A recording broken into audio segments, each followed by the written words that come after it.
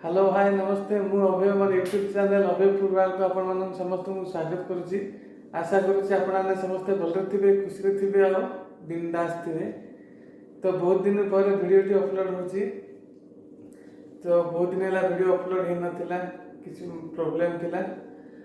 तो आज गोटे नुआ वीडियो अपलोड करी जोटा कि आपको देखे नेबी रामलिंगेश्वर पार्क रो वाटर डांस जोटा कि वाटर लेजर डांस आपको देखी। तो वीडियोटी शेष जाए देखु और निहाती भाव में जातु देखु बहुत भल लगे। बहुत सुंदर पार्क तो बहुत सुंदर ताठू अधिक सुंदर और लेजर शोटा वाटर रो। तो निहाती भाव में मुझे रिक्वेस्ट करी कि जदि समय पाँच तो ताहले 8टा बेले बोधे शो आरंभ हुए। तो निहाती भाव में जातु देखु आपण फैमिली सहित माने भगवान गोटे शो जोड़ा कि शिवानंद शो कहते। तो बहुत बढ़िया लगे। तो मोबाइल में देखले तो भल लगेनि। तो आपको खाली देखा आप निहाती भाव में जातु लाइव देखु आउ एंजॉय करूँ। आ बहुत ही बढ़िया सुंदर होती थे मात्र देखिए आसतु आ मत कमेंट रे जनातु। तो वीडियोटी भल लगे लाइक शेयर सब्सक्राइब करदे। पाखे ऑल नोटिफिकेशन प्रेस करदे मोर नुआ नुआ वीडियो देखापी। तो प्लीज चैनल को सब्सक्राइब करके आग को नियंतु एति रिक्वेस्ट आपण पाखे रहुची। पुणी देखा अन्य एक फ्रेश एपिसोड रे। जय जगन्नाथ।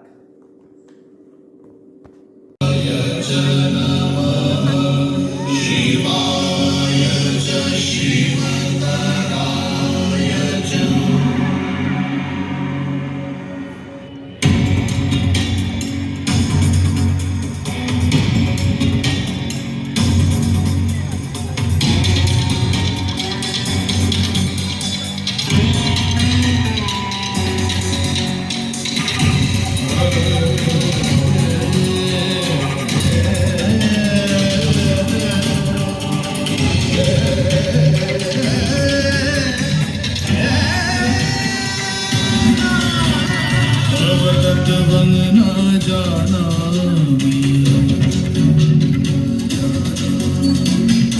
त्रिशोत से महेश्वर या त्रिशोत से महादेव या त्रिशोत से महादेव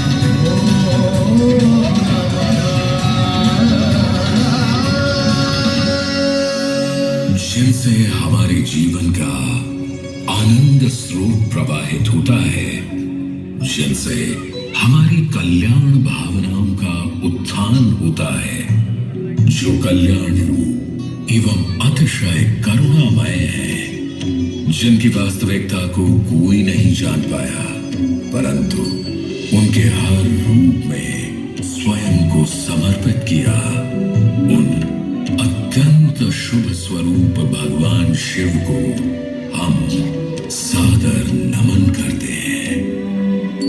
हम नमन करते हैं देवाधिदेव महादेव को, जो कैलाश पर्वत पर विराजमान है, जिनका मस्तक चंद्रमा से अलंकृत एवं देह सुंदर सर्पों की माला से भूषित है, जिनके माथे पर विद्यमान 3 नेत्र सूर्य, चंद्रमा और अग्नि है, बाघ की खाल अपने तन पर ओढ़े हुए, जो ध्यान में मग्न है, जो सभी शक्तियों से ऊपर है, जो शाश्वत है, जो शुद्ध है, जो इस ब्रह्मांड के स्वामी है, उन कल्याणकारी शिव को हमारा कोटि कोटि नमन।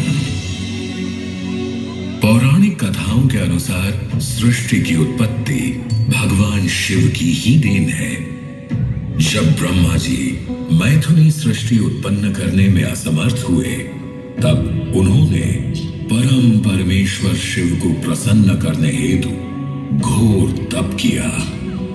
ब्रह्मा जी के तप से प्रसन्न हो देवाधिदेव शंकर पराशक्ति शिवा के साथ उनके समक्ष एक नए रूप में प्रकट हुए।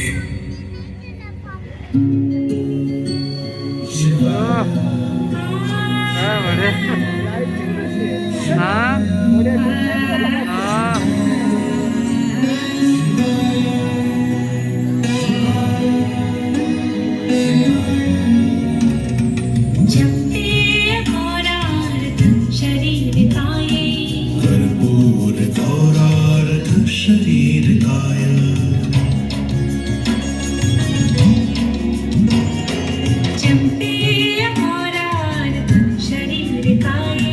कर्पूर गौरार्ध शरीर काय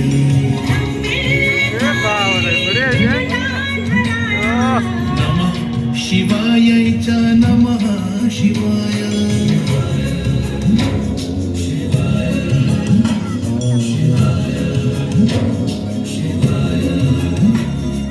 कस्तूरिका कुङ्कुमाचर्चिताय चितारज पुंज विचरचिताय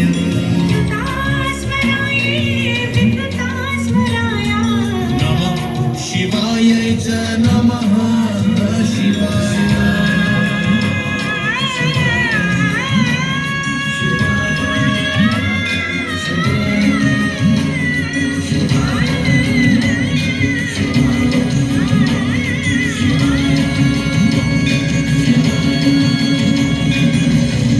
जहां आधे शरीर में चंपा पुष्पों सी गौरी जी विद्यमान है, तो वहीं आधे शरीर में कर्पूर के समान गौर जी यानी भगवान शंकर सुशोभित है।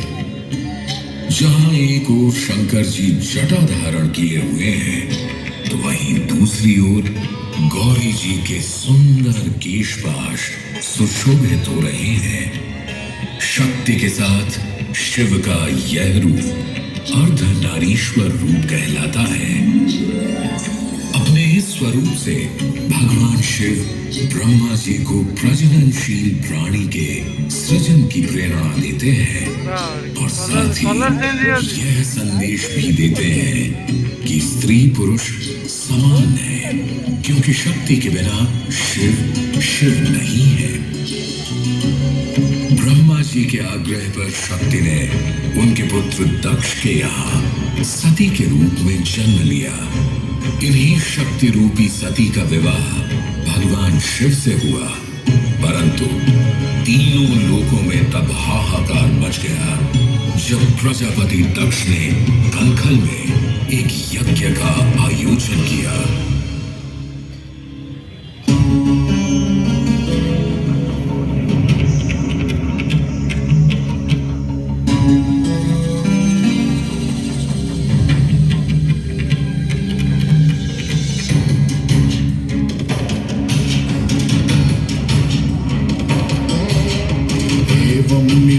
मानसा शिवरुद्रेति भाषिणी भाषिणी भाषिणी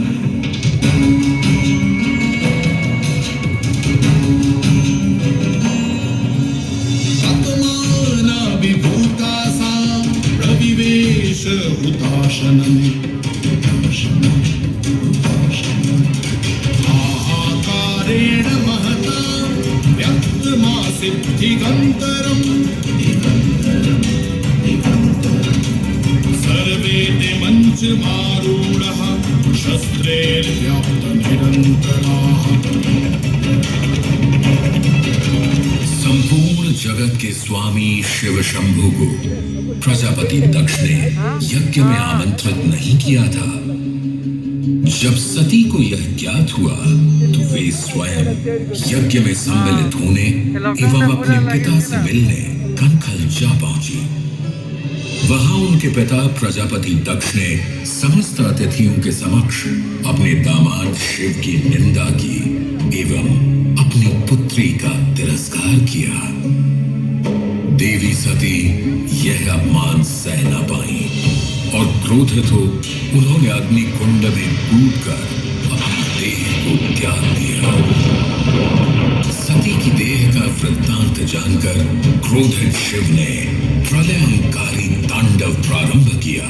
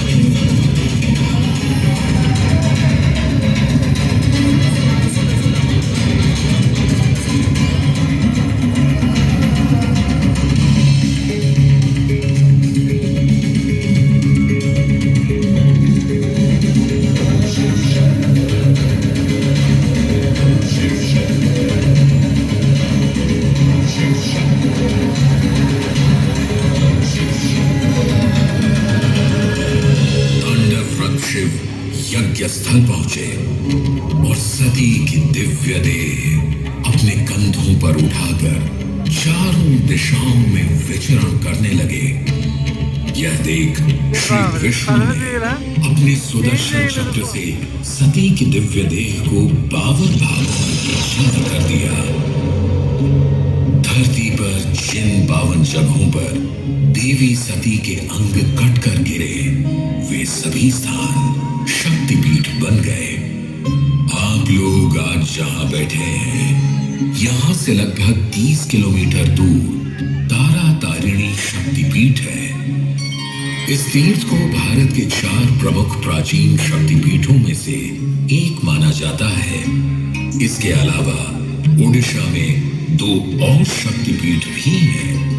जाजपुर में स्थित बिरजा शक्तिपीठ, जहां आज भी देवी दुर्गा को मां बिरजा के रूप में पूजा जाता है, तो वहीं दूसरी ओर भगवान जगन्नाथ के मंदिर परिसर में शक्तिपीठ के रूप में मां विमला मंदिर मौजूद है।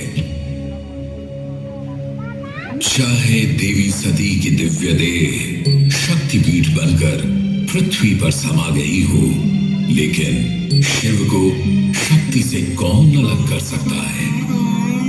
मान्यता है कि देवी सती ने राजा हिमवान और मैनावती की पुत्री बन पार्वती के रूप में दोबारा जन्म लिया और एक बार फिर भगवान शिव से विवाह किया।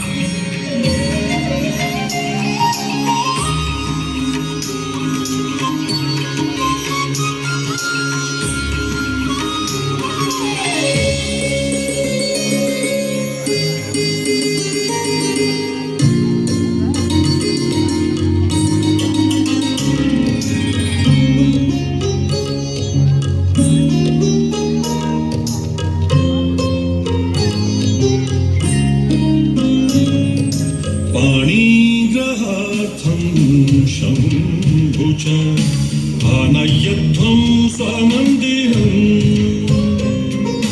परितनैव वेलाया अस्यामेव विचक्षणा पाणिग्रहार्थं शम्भु च आनयध्वं स्वमन्दिरम्।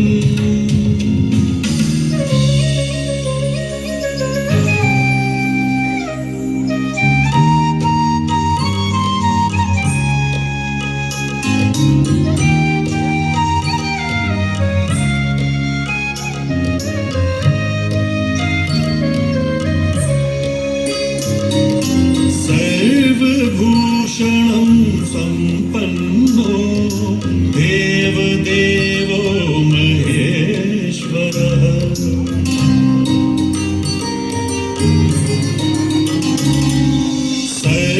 सर्वभूषणं सम्पन्नो देवदेवो महेश्वरः ययो देवैः परिवृतः शैलराजपुरं प्रति पाणिग्रहार्थं शम्भु च आनयध्वं स्वमन्दिरम्। शुभ मुहूर्त की घड़ी आई। सभी देवतागण भगवान शिव को मंडप की ओर ले गए। सभी देवतागण के साथ उनकी अर्धांगिनियां भी वहां उपस्थित थी। भगवान विष्णु के आग्रह करने पर रुद्र ने अपना दिव्य रूप धारण किया था। चारों ओर देवताओं से घिरे हुए देवों के देव महादेव सभी आभूषणों से सुसज्जित थे। करोड़ों सूर्यों के समान तेजस्वी भगवान शिव ने सुंदर रत्नमय मुकुट धारण कर रखा था। कंठ में हार आदि सुंदर आभरण शोभा दे रहे थे। सुंदर कड़े और बाजूबंद उनकी भुजाओं को विभूषित कर रहे थे। अग्नि के समान निर्मल एवं अनुपम, अत्यंत सूक्ष्म, मनोहर एवं बहुमूल्य युगल वस्त्र से उनकी बड़ी शोभा हो रही थी। ऐसे मनोहर, सुंदर, गुणवान जमाता को अपने समक्ष देख हिमवान और मैनावती अपनी पुत्री के लिए अत्यंत प्रसन्न थे। श्रेष्ठ गंधर्व उनका यशगान करने लगे और अप्सराएं नृत्य करने लगी।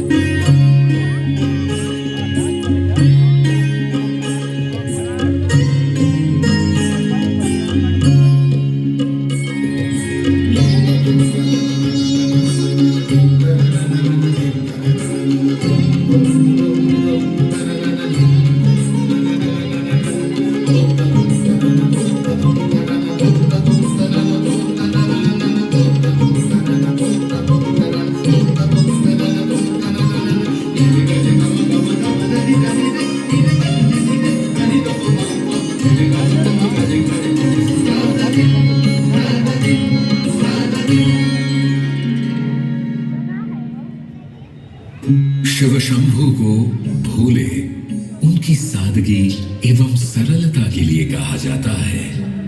उनके लिए सभी भक्त एक समान है, फिर चाहे वे देवता हों या राक्षस। जहां रावण ने घोर तपस्या कर भगवान शिव से अनेक वरदान प्राप्त किए, तो वहीं उसी अहंकारी रावण का सर्वनाश करने हेतु श्री राम की आराधना को भी शिव ने स्वीकार किया। श्री राम ने शिव की पूजा अर्चना हेतु अनेक स्थानों पर शिवलिंग की स्थापना की, जिनमें से एक प्रमुख ज्योतिर्लिंग रामेश्वरम में स्थापित है। शिव की कृपा से इस ज्योतिर्लिंग का नाम श्री राम के ही नाम से शुरू होता है। रामेश्वरम हो या रामलिंगेश्वर, इनमें श्री राम और देवाधिदेव महादेव दोनों का वास होता है। यह रामलिंगेश्वर उद्यान शायद उसी कड़ी का एक हिस्सा है, जहां श्री राम के साथ महादेव की भी असीम कृपा विद्यमान है। हम सदैव तीनों लोकों के स्वामी भगवान शिव को सादर नमन करते हैं और गोस्वामी तुलसीदास जी द्वारा निर्मित स्तोत्र से उनकी वंदना करते हैं।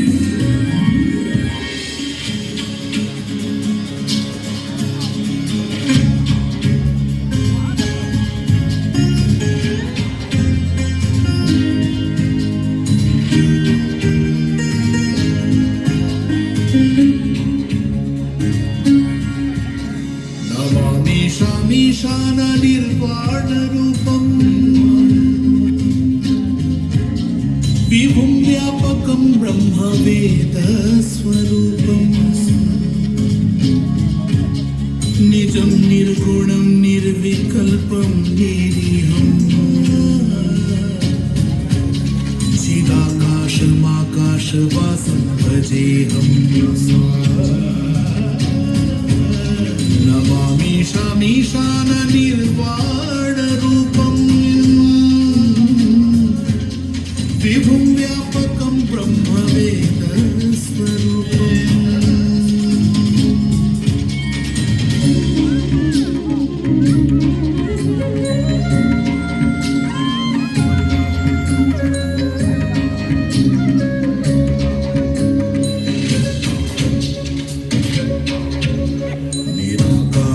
निराकारमोङ्कारमूलं तुरीयम् गिराज्ञानगोतीतमीशं गिरीशम् करालं महाकालकालं कृपालम् गुणागार संसारपारं नतोऽहम् नमामि शामीशाननिर्वाणरूपम् विभुं व्यापकं ब्रह्मवेदस्वरूपम्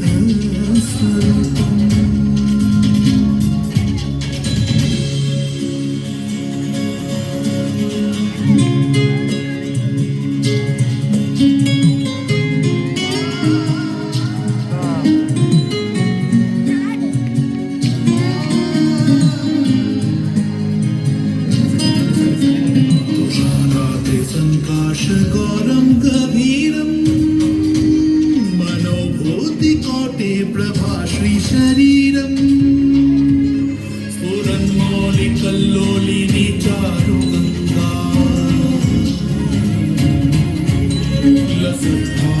लसत्फालपालिन्दुकण्ठे भुजङ्गा नमामि शामीशाननिर्वाणरूपम् विभुं व्यापकं ब्रह्मवेदस्वरूपम्